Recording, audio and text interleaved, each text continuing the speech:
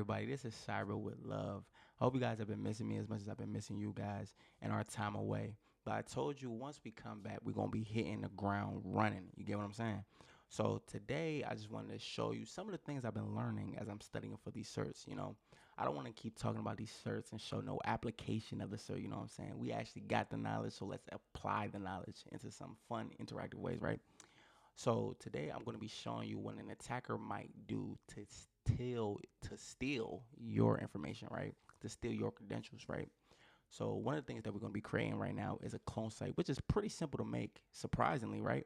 So a clone site is basically where an attacker might use a real site, clone a real site, and send some phishing email or send some attempt to get you to click on that site and enter your credentials.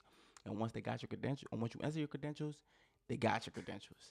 But don't worry because MFA blocks most of that stuff, right? But still, it's really simple and easy to make. So I'm going to take you through the process of what an attacker might do, right? Let's hop right into our Kali Linux machine. Type that username and password, right? So first we're gonna open up this terminal, right? And to do this, we're gonna be using a tool called SE Toolkit, right? It's called Social Engineering Toolkit, right? So first we have to get into sudo,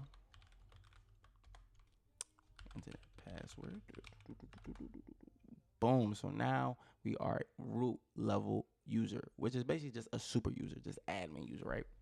So we're gonna type in SE Toolkit. Ooh. Just like you see right there, SE Toolkit. So let's take a look at this, right? So welcome to the Social Engineering Toolkit, the one-stop shop for all your SE needs, right? So you got social engineering attacks and we got penetration testing. We're going to go to the social engineering attacks, and through the social engineering attacks, you see we have a whole lot to choose from. We can create a payload and listener. We can do a mass mailer attack. We have a whole lot to choose from. But right now, we're going to focus on two website attack vectors. And even within the website attack vectors, right, you see that we have a whole lot to choose from. But right now, we're going to be focusing on credential harvesting attack method. So we're going to select 3. Now, we have options with this, right? We can do a site cloner, which is you creating your own site. Like you just pick a site from a random site off the web and you create it and send it out to wherever you want to send it. So if I was an attacker and I see you have a public site that requires some login credentials, I might try to clone that site and then try to not clone, but try to see who goes to that site. I would do some reconnaissance work, try to see what users try to sign into your site and send it to those users to get their credentials, right? So right now, we're going to keep it simple. We're going to do a web template. Boom. So now here's an important part, right? Since we're doing this in our lab environment and we're not actually trying to attack people, we're not going to have an external IP address. So we're going to use our private IP address, right? But if you were trying to attack people, you will use an external IP address so it can be public facing, right? So we're going to open up another terminal. We're going to do ifconfig. We're going to get that IP.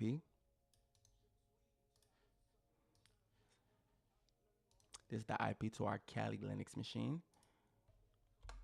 Boom. And now it gives us some options, right? Let's do Google, right? Something that everybody uses, right?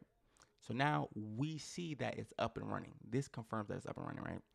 So now what it's doing is it's going to create a clone site of Google's login page. So now if I copy this IP address, I open up my Firefox. Now you see this is Google, right? You see, pay attention to this right here. You see the DNS, this is Google. Boom. Now you see that it's taking me to this Google account login page. And now if you were an attacker, you would probably dress this up so it can say Google, not some random IP address, right? Because who's going to fall for that? But since we're keeping it simple, just pretend that this says Google. Now let's put in a random email, right? test@gmail.com. Let's put in a random password. Test, 1, 2, 3, exclamation point, exclamation point. Let's sign in. You see how it redirected me to the actual Google site?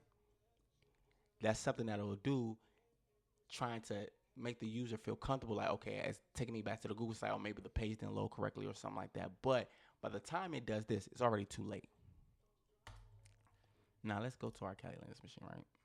So now, boom, as you see it right here, we now have the user's email and password.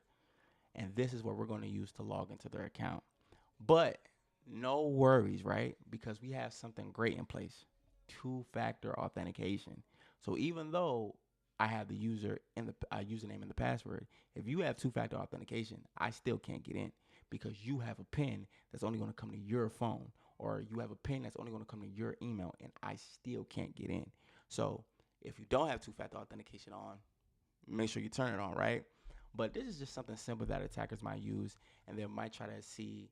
And actually, now that I think about it, there's actually tools for social engineering that tries to get past two-factor authentication, like Genix, but that's something way more complicated and something that we might try to do on another video. But I just want to keep it simple, keep it light for the first one. But yeah, this is how easy it is to create a clone site using SE toolkits. I'm gonna see y'all in the next one.